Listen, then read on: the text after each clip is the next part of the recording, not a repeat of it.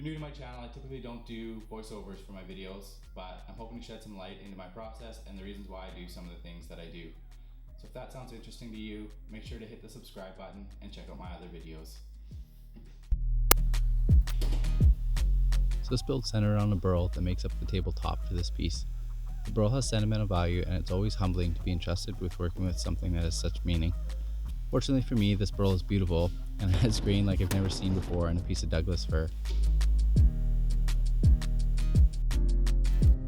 It did, however, present some challenges. This burl had already been a table before it came to me. The top had been sanded while the bottom was still rough with chainsaw marks. It was likely cut freehand and wasn't very straight. Typically this isn't a problem, but for this particular piece it was already quite thin and needing to get thinner in order to flatten both the top and the bottom.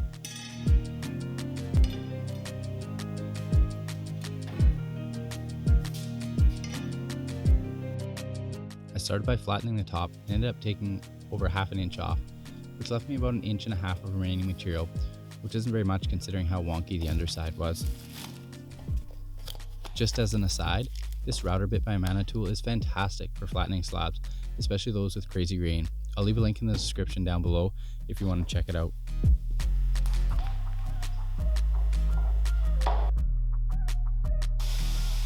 Because the underside was cut crooked, I would have had to take off at least another half an inch, or likely more, to make it flat. I didn't want the tabletop to end up being that thin, so I came up with a solution. I used a router and a jig to make a circle template with a 16-inch diameter. I used the template to route a circle roughly a 1/4 inch deep. I then routed out the underside of the table on my flattening jig to create a 16-inch diameter circle that was recessed into the bottom unevenly, but was parallel with the top face. I essentially used the router sled to hover above the underside of the slab and create a surface that was parallel with the top side of the slab. I then jumped over the table saw and used it to make a 16-inch diameter circle out of plywood, which would ultimately become part of the base that attaches to the tabletop. This is kind of an interesting process. If you want to see a separate video on how to do this, leave a comment down below and I'll do my best to make it happen.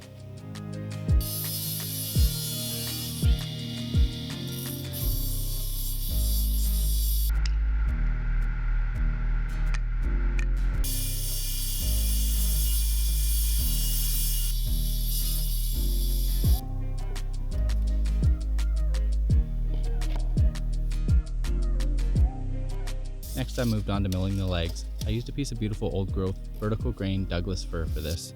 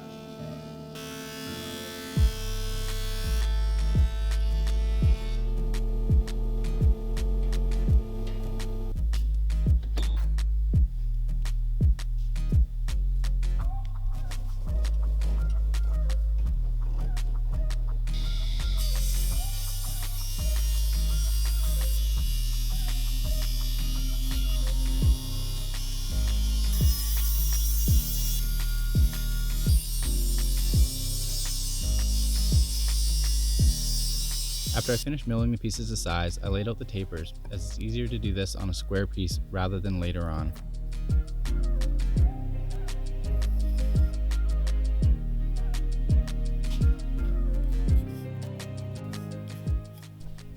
I then cut the legs to exact length with a 10-degree angle on both the top and the bottom.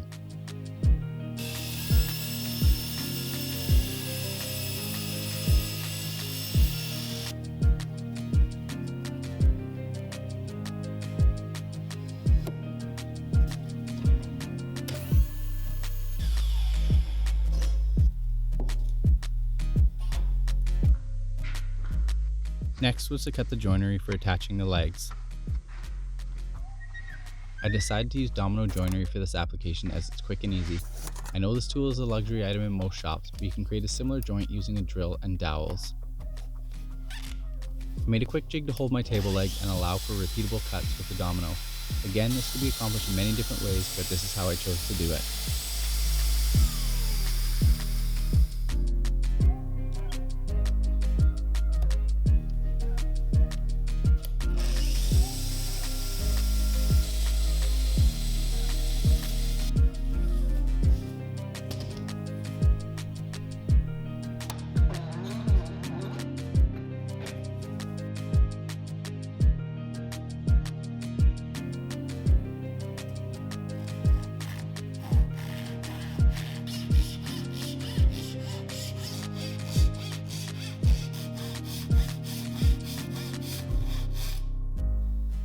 After all the joinery was cut, I moved back over the table saw and put the taper on the legs.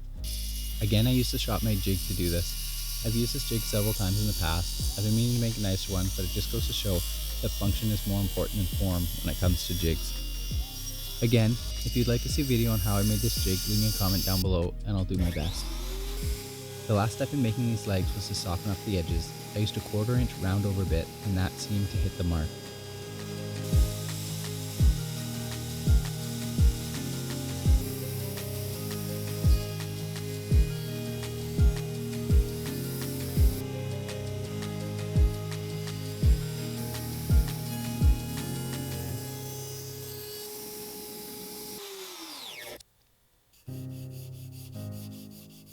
I know sanding is never a glamorous part of any project, but it needs to be done to get a good finish. I tried to make it as entertaining as possible.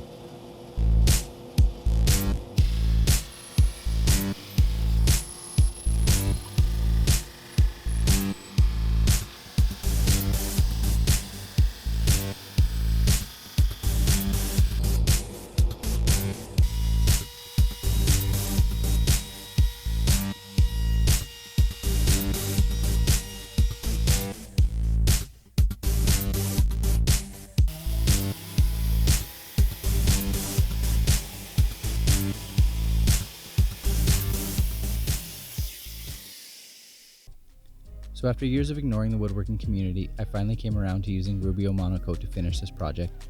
I ended up using Rubio Black to finish the legs and 2C Pure Oil on the top. I was really impressed. I have to say the ease of application as well as feel after it is cured are huge reasons why I'll be using it again. It smells pretty good too.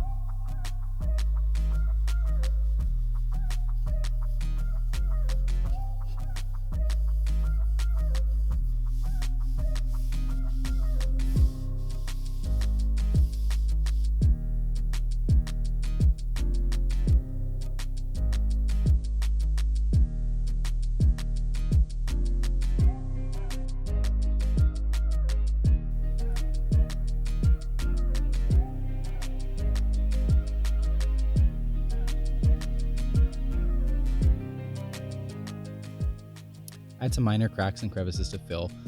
I chose to use Epoxy for this. I've used it in the past and it's worked well. I always remove the bulk of it after it has hardened with a junk hand plane and then scrape the rest away with a card scraper. I find it goes faster than sanding it off.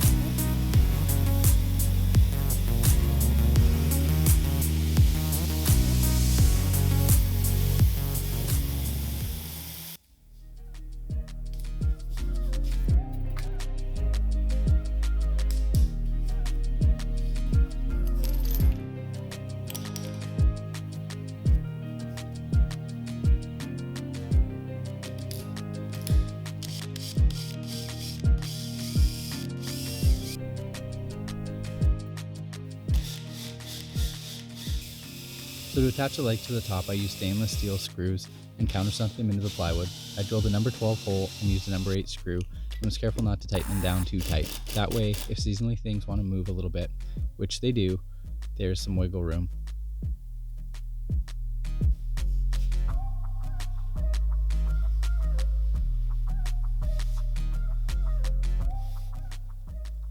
If you've made it this far, there's probably a good chance you'll like my other videos. Make sure to check them out in the upper corner, as well as hit the subscribe button when you get a chance. I hope you enjoyed the process, and thanks for tuning in.